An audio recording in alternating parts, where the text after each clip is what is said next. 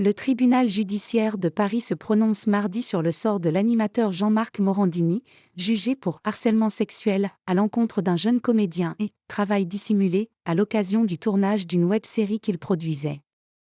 L'animateur de la chaîne CNews ne sera pas présent à l'audience, a indiqué une de ses avocates à l'AFP. Lors de son procès, en juin, le parquet a requis 6 mois d'emprisonnement avec sursis.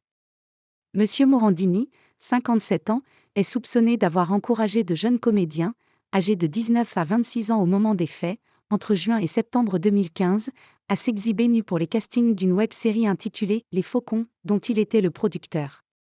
Une pseudo-directrice de casting, Catherine Leclerc, en réalité Jean-Marc Morandini sous pseudonyme, leur avait adressé des courriels pour leur demander avec insistance d'envoyer des vidéos de nus, le pubis rasé, et de scènes de masturbation parfois avec éjaculation.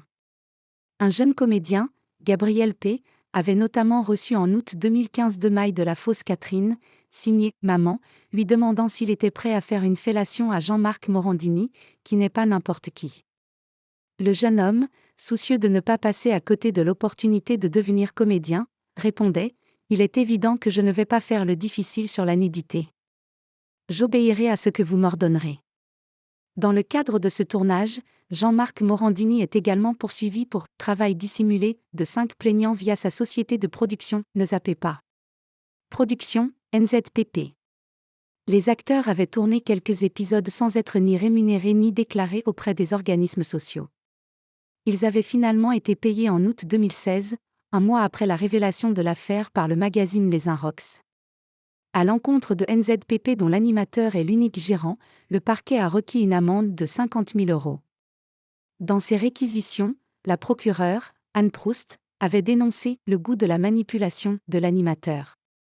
En décembre dernier, l'animateur avait été condamné à une peine d'1 an de prison avec sursis assorti d'une obligation de soins de 2 ans et son inscription au fichier des auteurs d'infractions sexuelles ou violentes, FIJAI, pour des faits de corruption de mineurs, commis sur 3 adolescents entre 2009 et 2016, lors d'échanges électroniques à caractère sexuel et d'un casting à son domicile.